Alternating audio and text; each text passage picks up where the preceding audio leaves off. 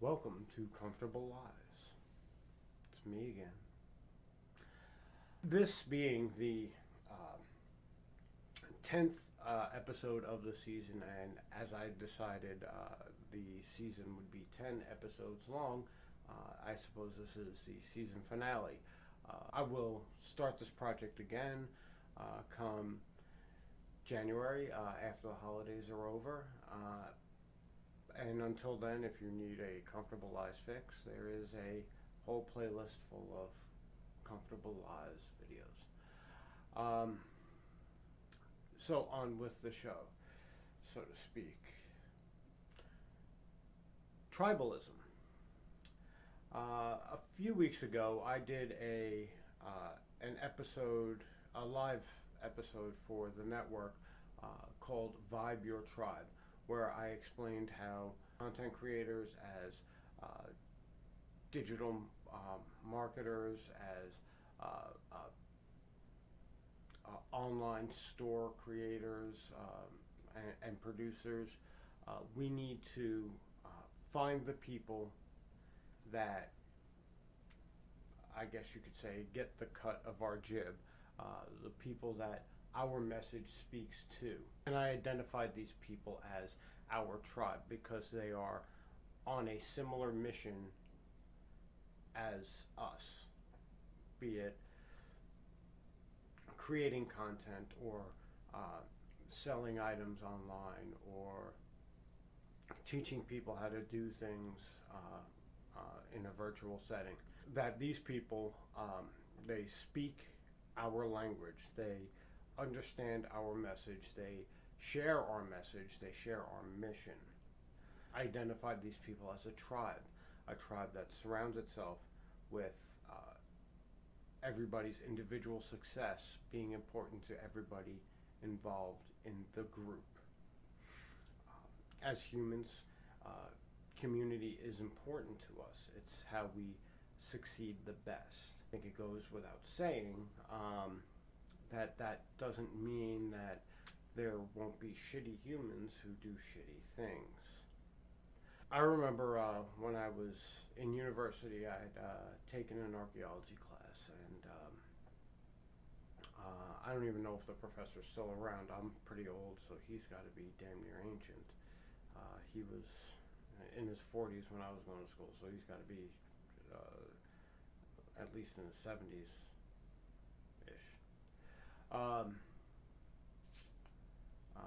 William Arens, if I remember correctly, is his name.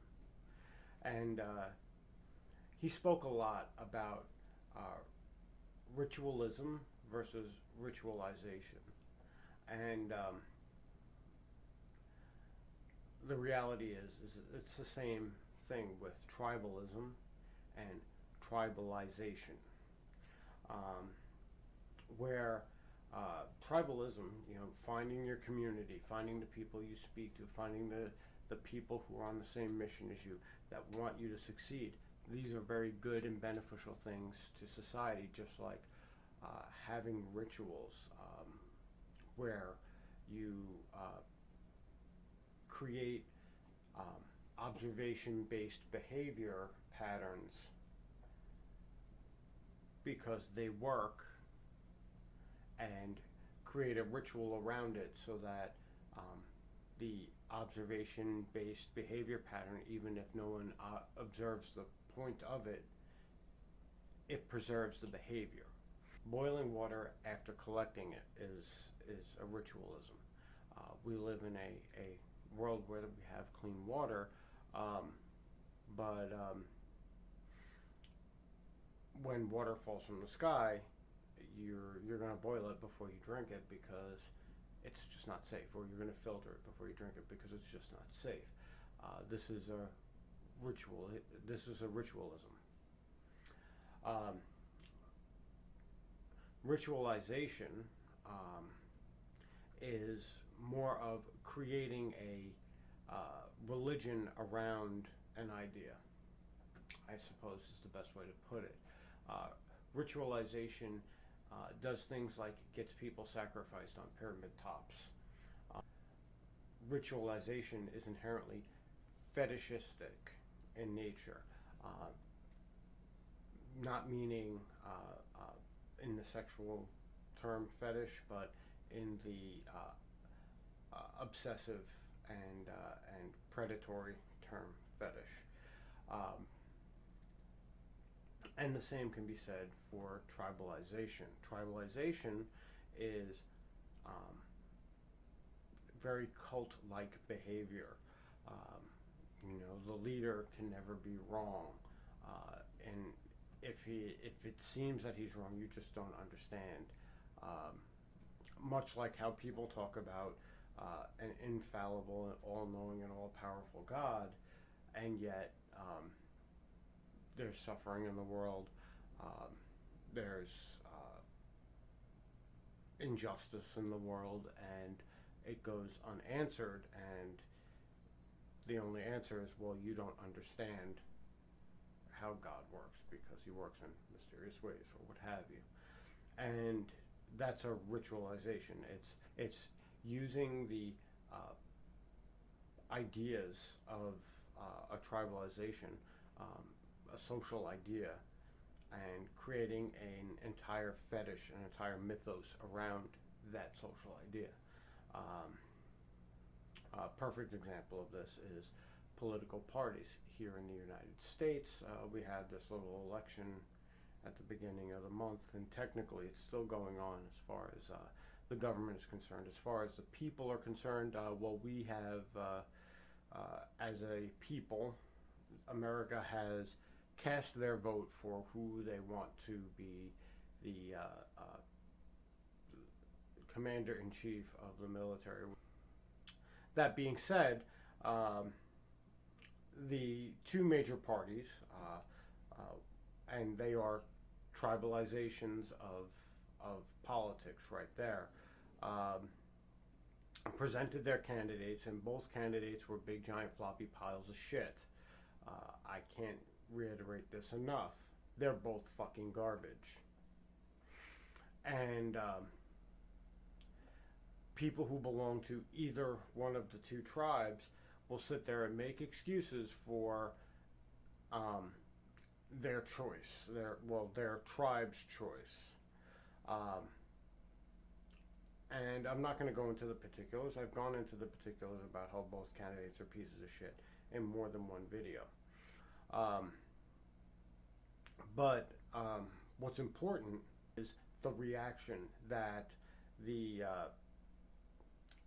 either tribe have to anybody outside of their in-group.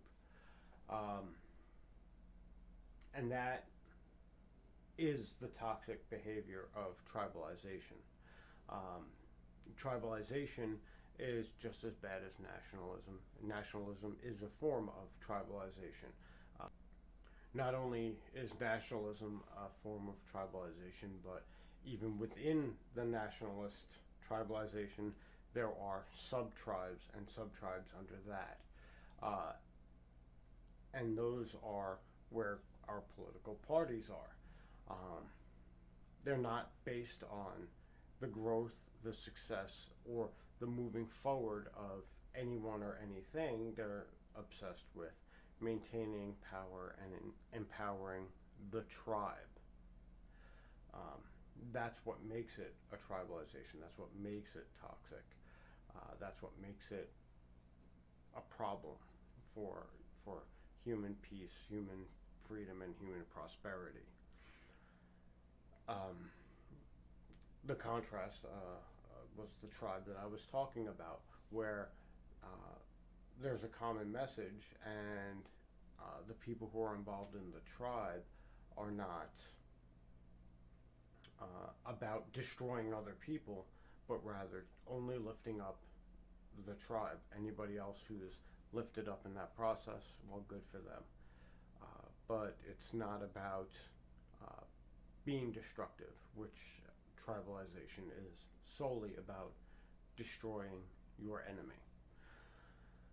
Now, I can understand from the framework of American politics, everything America does is a war on. The war on drugs, the war on crime, the war on, you name it, terrorism. all of these intangible things that cannot be destroyed get declared war on, and then the American government spends billions of dollars, and anybody who is part of the tribalization of the U.S. politics will absolutely fall in line, regardless of where their principles are. Vibing with your tribe doesn't affect your principles. Tribalization absolutely is a principle compromising situation. So all of this to say that much like all things in this world, having a tribe is a double-edged sword, and really it's a buyer beware type of situation. If your tribe is about bringing out the best in you, getting you to the next level, celebrating your success, bringing forth more opportunities for you to succeed, this is your tribe. These are your people. If your tribe, on the other hand, is telling you who to point your pointy stick at, who to cancel, or who to attack, who to hate. And I understand that many people believe that their beliefs don't support hate, but they do. Most belief systems, for that matter, support hate. That's the glue that binds the members. It isn't the likeness of the ideas, the passion to move everybody forward, to elevate people, to instigate prosperity and peace within the tribe. It's about distracting people from their suffering by promoting that hate. I tried to make this as bland and vanilla as possible because it is a subject that covers many aspects of human existence. If you feel that this is calling you out, then it probably is. If you find yourself aligning behind some infallible cult leader or politician, you really need to reevaluate your social interactions and whether or not they're beneficial or there's some sort of tribalization. Your comfortable lie. Of course, the far off, distant, infallible leader sent from deific heights is never wrong, would never leave you astray. He obviously has your personal best interests at heart and knows you personally, despite never meeting you. Thank you for watching. Thank you for hitting that like and subscribe. And if you wish to support this project, my Patreon is in the description below, where you can get some cool swag after 3 months of consistent payments. I think it's a shirt. Maybe it's the mug. I'm really bad at remembering what's what. Be well, and I'll see you in a few weeks. Bye.